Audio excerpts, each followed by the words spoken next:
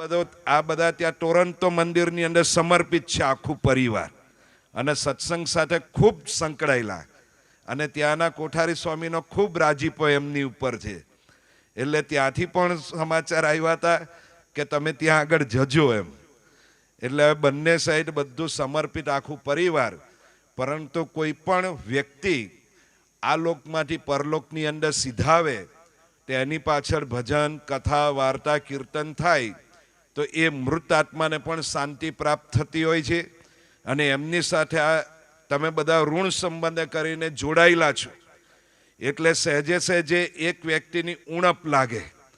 કારણ કે વર્ષોથી એમની સાથે રહ્યા હોય, એમણે તમને મદદરૂપ થયા હોય, તમે એમને મદદરૂપ થયા હોય, સાથે મળીને કાર્ય કર્યું હોય અને બધા અંદર એકબીજાના રિલેશનવાળા. અમારા હર્ષદભાઈ મને ફોન કર્યો, મને કે તમે આવવાના? મેં કહ્યું હા અમે આવવાના. કે હું અમારા દિલસુખ કાકાને ટાઈમ કેમ ન મળ્યો એ જ ખબર ના પડે. હું અહીંયા બેઠા છે. મેં કહ્યું કાકા તમે અહીંયા ક્યાંથી કરે? એમ કરતાં કરતાં બધાના ચહેરા આમ જુએ તો બધા અંદર બધા સંકળાયેલા છે અને બધા જ એકબીજા સાથે ઋણ સંબંધ કરીને જોડાયા હોય. એટલે સહેજે સહેજે આ લોકમાંથી પરલોકની અંદર વ્યક્તિ જાય અને એ વ્યક્તિની ઉણપ લાગે એટલે સહેજે દુઃખનો અહેસાસ થાય. અને એ દુઃખમાંથી મુક્તિ પામવા માટે ભગવાનની કથા, વાર્તા, કીર્તન આ બધું થતું હોય તો દરેક વ્યક્તિને અંતરની અંદર શાંતિનો અનુભવ થાય છે. કારણ કે આ મૃત્યુલોક છે, નાશવંત લોક છે, એ દરેક વ્યક્તિને ખબર છે. પરંતુ દરેક વ્યક્તિને એ પણ ખબર છે કે આપણે જવાનું છે, એ પણ ખબર છે. પરંતુ દરેક વ્યક્તિના મનની અંદર એટલું તો ફિટ જ છે કે આપણે તો પાતાળે પાયા નાખી દીધા છે, આપણે અત્યારે જવાનું નથી. પરંતુ આ મૃત્યુલોક છે, નાશવંત લોક છે. કારણ કે અર્જુન જ્યારે મહાભારતની યુદ્ધની જાહેરાત થઈ, બેવ સૈન્ય સામસામે ઊભી હતી અને એ વખતે અર્જુન કૃષ્ણને કહે છે કે હે કૃષ્ણ, આપણો રથ એ બે સૈન્યના મધ્યમાં રાખો તાકી મને ખબર પડે કે મારે કોની સાથે લડવાનું છે. જે અર્જુન મોટી મોટી બડાશો મારતો હતો, પરંતુ જ્યારે સામે પક્ષની અંદર જોયું કે મારા દાદાને મારે મારવાનો, મારા ભાઈ કર્ણને મારવાનો, મારા ભાઈ દુર્યોધનને મારવાનો, આ બધાને જોયું, તરત અર્જુન યુદ્ધ કરવા માટે સમર્થ થયો નહીં અને ધનુષ્ય મૂકી દીધું. કૃષ્ણ ભગવાન ટેન્શનમાં આવી ગયા. કૃષ્ણ ભગવાન કહે છે કે હે અર્જુન, આ બધા મરેલા જ છે, આપણે બધા આત્મા છે અને એ આત્માની અંદર પરમાત્મા તરીકે હું રહ્યો છું. મારા આધારે આખું આ બ્રહ્માંડનું સંચાલન ચાલે છે. પરંતુ અર્જુન તને હું નિમિત્ત બનાવું છું. અને એ વખતે અર્જુનને સાંખ્યની વાત કરે છે કે માણસે આ લોકની અંદર જન્મ ધારણ કર્યો છે, જે વસ્તુ પદાર્થે જન્મ ધારણ કર્યો, નામ ધારણ કર્યો, એનો નાશ નિશ્ચિત છે ને છે જ. આજે નહીં તો કાલે. કોઈક 5 મિનિટ, કોઈ 5 સેકન્ડ, કોઈક 50 વર્ષ, કોઈક 70 વર્ષ, કોઈક 80 વર્ષ. અને જૂનું ઘી ખાધું હોય તો સેન્ચુરી મારે. પરંતુ ભેરસેળના યુગની અંદર હવે લાંબી આયુષ્ય રહી નથી. કારણ કે અત્યારની એજ પ્રમાણે, અત્યારના યુગ પ્રમાણે વધુમાં વધુ 80 વર્ષ એનાથી લાંબી આયુષ્ય છે હવે. કારણ કે ભેરસેળનો યુગ આવી ગયો છે. એટલે માણસ જન્મે છે અને મૃત્યુ પામે એ દરમિયાન કરવાનું શું? તો ભગવાનની ભક્તિ, ભગવાનની કથા વાર્તા. પરમ પૂજ્ય પ્રમુખ સ્વામી મહારાજે ગુજરાતની અંદર 17,000 ગામડાઓની અંદર સભા કરીને એક જ આદેશ આપ્યો છે કે આપણે બધા હિન્દુ છીએ, આપણે બધા સનાતની છે, તો આપણા હૃદયની અંદર, આપણા લોહીના જીન્સની અંદર આધ્યાત્મિકતા પડેલી છે. તમે જે ભગવાનને માનતા હોય એને માનો, જે માતાજીને માનતા હોય માનો, જ્યાં તમારી શ્રદ્ધા હોય ત્યાં તમે ભક્તિ કરો, પરંતુ આધ્યાત્મિક માર્ગે ચાલો. ભગવાનને માર્ગે ચાલીશું તો જ આંતરિક શાંતિ મળશે. આ લૌકિક વસ્તુ ક્યારે આંતરિક શાંતિ આપી શકે એમ નથી. આજે આ રામપુરા ગામની અંદર જેટલા વ્યક્તિ રહેતા હશે, ભલે કરોડપતિ હશે કે ગરીબ હશે કે મધ્યમ વર્ગનો હશે, દરેક વ્યક્તિના હૃદયની અંદર નાના મોટા પ્રશ્નો છે. ખાલી રામપુરા ગામની ક્યાં વાત કરીએ, ગુજરાતની 7 કરોડની જનતા, દરેકના હૃદયની અંદર પ્રશ્ન છે. આખા ભારતની 147 કરોડની જનતા દરેકના જીવનની અંદર નાના મોટા પ્રશ્ન છે. એ પ્રશ્ન છે એને કારણે કંકાસ છે. કંકાસ છે ત્યાં કજ્યો છે, ને જ્યાં કજ્યો છે ત્યાં અશાંતિ છે. એટલે દરેક વ્યક્તિના જીવનની અંદર અશાંતિ છે. સુખી થવા માટે પ્રયત્ન કરીએ છીએ, પરંતુ આ લોકની સમૃદ્ધિ એ સુખ આપી શકતી નથી. એટલા માટે તુલસીદાસ કહે છે કે સુરપુર, નરપુર, નાગપુર तीनों में सुख नहीं, सुख का हरि के चरण में का संतन के माही. ભગવાન કા તો ભગવાનના મળેલા સાચા સંત હોય ત્યાં જ સુખ છે. આ બ્રહ્માંડની અંદર બીજી કોઈ જગ્યાએ સુખ નથી. તો કોઈ પણ વ્યક્તિ આ લોકમાંથી પરલોકની અંદર જાય તો એની પાછળ આ રીતના ભગવાનની કથા, વાર્તા, કીર્તન થાય તો એ મૃત આત્માને શાંતિ મળે, અને જે તે એની સાથે જોડાયેલા હોય એને પણ આ સાંખ્ય અને યોગની વાત સાંભળવા મળે, કીર્તનો વિચારે તો અંતરમાં શાંતિનો અનુભવ થાય છે. એટલે કોઈ પણ વ્યક્તિ આ લોકમાંથી પરલોકની અંદર જાય તો એની પાછળ પારાયણો થતી હોય છે. 7 દિવસ, 11 દિવસ, 12 દિવસ, અને પછી બધું વાઇન્ડ અપ થતું હોય છે. એટલે આજે અહીંયા આગળ આટલું સરસ મજાનું આયોજન કર્યું છે, અને આ પરિવારોનો ભોગ અને સમર્પણ છે એ પણ સત્સંગ સાથે જોડાયેલા છે, અને આપણને બધાને આ રીતના ભજન કીર્તનનો લાભ અપાયો છે તે બદલ આ પરિવારનો પણ આપણે આભાર વ્યક્ત કરીએ. કારણ કે આવા કાર્યક્રમ બહુ જ ઓછા થાય છે હવે, કારણ કે આધ્યાત્મિક માર્ગ બધાને ગમતો નથી. એનું નવું જનરેશન એને તો આ ગમતું જ નથી. પાછું એને તો ભગવાન કે માતાજીના આમ શ્રદ્ધા અને વિશ્વાસ પણ ઉઠી ગયા છે, અને માતાજીના મંદિરે પણ જવા તૈયાર નથી થતા.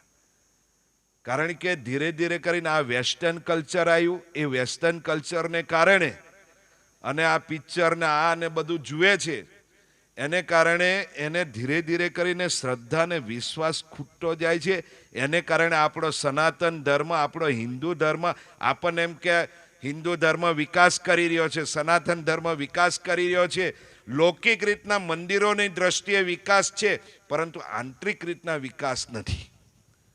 આંતરિક રીતના વિકાસ એટલે શું? માતાજીની અંદર શ્રદ્ધા ને વિશ્વાસ, ભગવાનની અંદર શ્રદ્ધા ને વિશ્વાસ.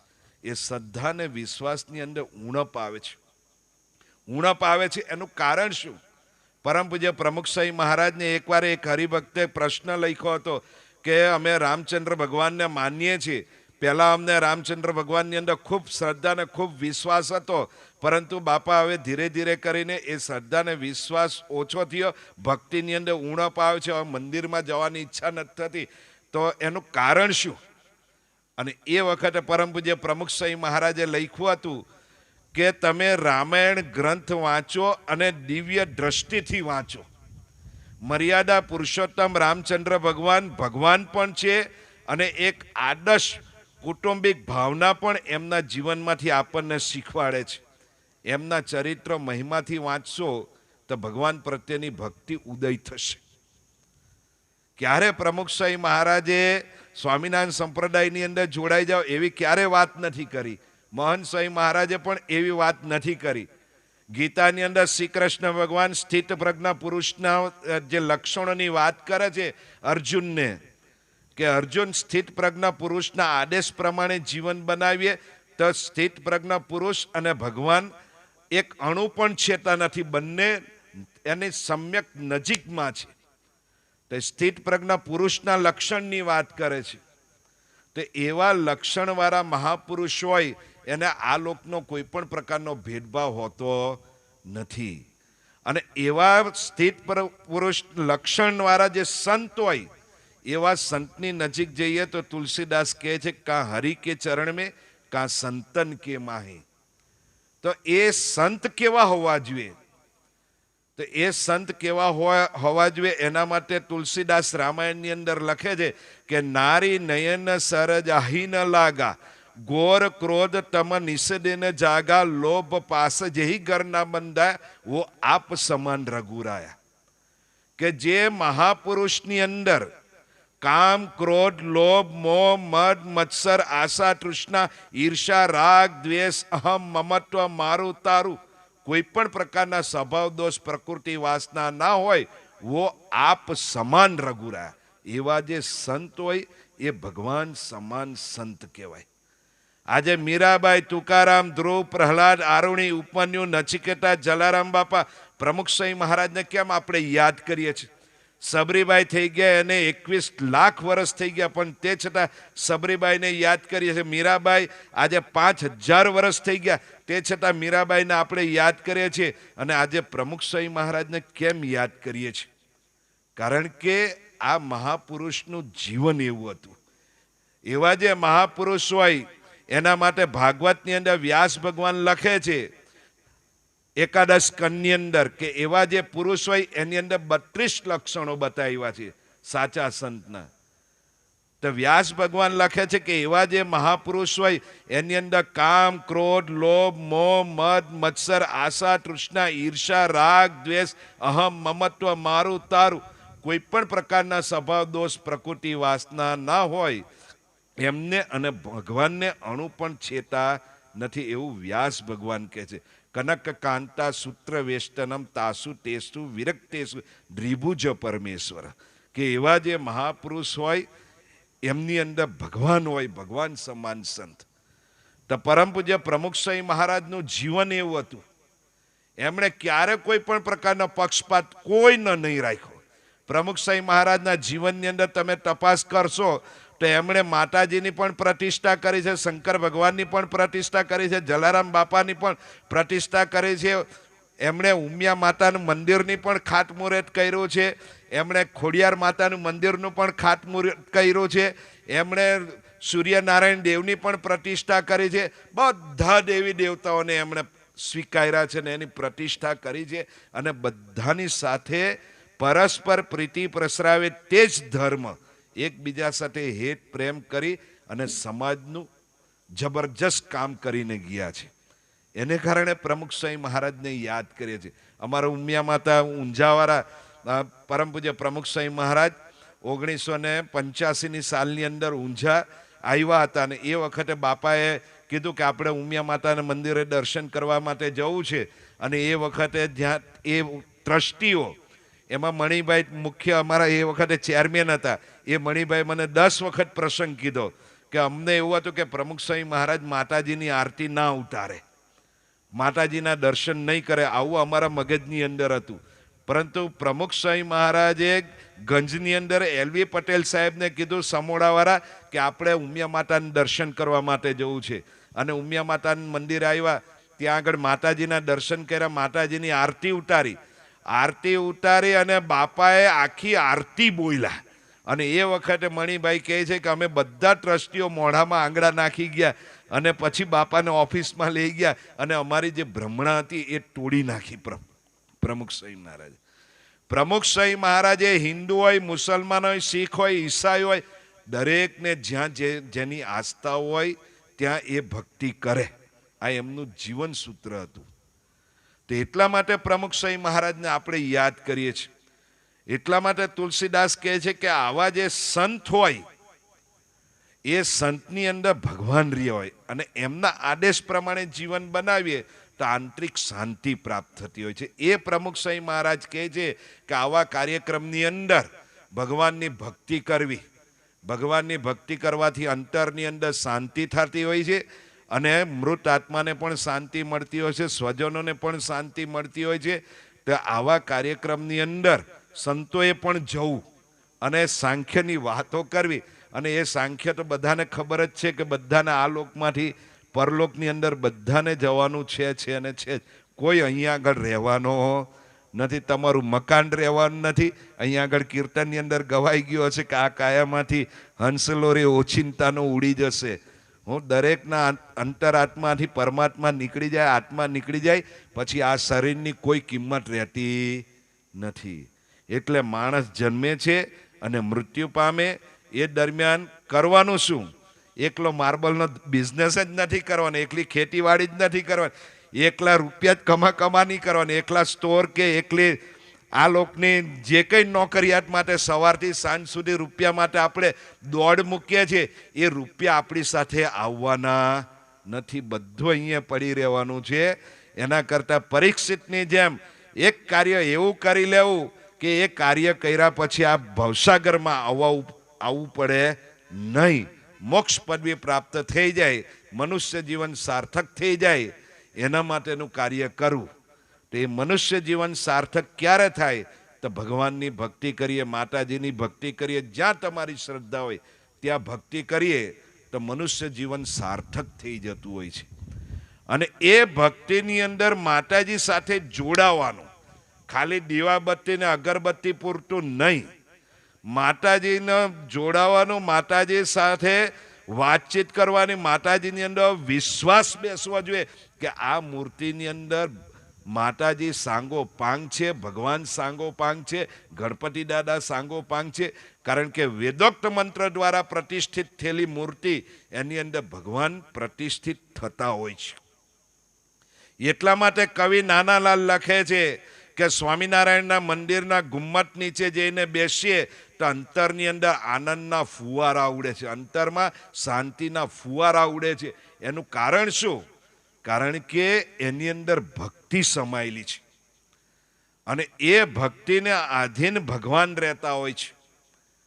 એટલે આપણા સનાતન ધર્મની અંદર, હિન્દુ ધર્મની અંદર મૂર્તિની અંદર ભગવાન છે, એવી ભગવાનની ભાવનાથી એમની આરાધના કરવી. અને એ આરાધના કરીએ ભગવાન સાથે કે માતાજી સાથે જીવ જોડાઈ જાય તો બેડો પાર થઈ જાય. બેડો પાર થઈ જાય. એટલા માટે પરમ પૂજ્ય પ્રમુખ સ્વામી મહારાજ કહેતા કે આવા કાર્યક્રમની અંદર ખાસ ભગવાનની કથા, વાર્તા, કીર્તન થાય તો મૃત આત્માને પણ શાંતિ મળતી હોય છે. તો આજે આપણે અહીંયા આગળ એકત્રિત થયા છે કારણ કે હજુ આપણે કીર્તનનો લાભ લેવાનો છે. એટલે ખાસ આજે અહીંયા આગળ તમે બધા તમારો કિંમતી સમય લઈને અહીંયા આગળ પધાર્યા અને ભજન સંધ્યાની અંદર જોડાયા. એટલું જ જીવન આપણું સાચું ગણાતું હશે, એટલું જ જીવન આપણું લેખે ગણાય. તો આ પરિવારે આ આયોજન કર્યું છે તો એ પરિવારનો જેટલો આપણે આભાર માનીએ એટલો ઓછો છે. અને આજે ભગવાનના ચરણોની અંદર પ્રાર્થના કરીએ કે મૃત આત્માને પણ શાંતિ મળે અને ભગવાનના દરબારની અંદર ભગવાનની કે માતાજીની અંદર શ્રદ્ધા છે તો માતાજીની મૂર્તિનું એ પણ સુખ લે અને એમનો પણ છેલ્લો જ જન્મ થઈ ગયો છે, મોક્ષે જ થઈ ગયો છે, એમાં કોઈ શંકાને સ્થાન નથી. કારણ કે ખૂબ પવિત્ર અને ખૂબ સારામાં સારું જીવન હતું અને ભગવાન સાથે જોડાયેલા હતા. કારણ કે અમે તો ઘણા સમય પહેલાં અહીંયા આગળ પધરામણી કરવા માટે આવ્યા હતા. આ તમે તો આજે પહેલી વાર મળ્યા, પણ અમે અહીંયા આગળ પધરામણી કરી ગયા છે તમારા ઘરે. અને એ વખતે તમારા મધર જ અહીંયા આગળ હતા અને અમારી સાથે પેલા 2-3 હરિભક્તો હતા, એને ખૂબ સજેશન આપી અને 3 બંગલા છે, 3 બંગલાની અંદર પધરામણી કરાવી હતી. એની ઉપરથી ખ્યાલ આવે કે એમને પણ ભગવાન અને સંતો પ્રત્યે ખૂબ સદભાવના હતી અને લાગણી હતી. તો ભગવાનના ચરણોની અંદર પ્રાર્થના કરીએ કે એ તો ભગવાનના દરબારની અંદર બેસી ગયા છે, જન્મ મરણના ચક્રાઓમાંથી એમને મુક્તિ પ્રાપ્ત થઈ ગઈ છે, એટલે એમાં કોઈ શંકાને સ્થાન નથી. અને ભગવાનના ચરણોની અંદર પ્રાર્થના કરીએ કે તમે અમે બધા જ આધ્યાત્મિક માર્ગે સારામાં સારી રીતના પ્રગતિ કરી શકીએ, એના માટે બળબુદ્ધિ શક્તિયોગ મહારાજ સ્વામી બધાને આપે, એ જ પ્રાર્થના. શ્રી સ્વામિનારાયણ ભગવાનની જય.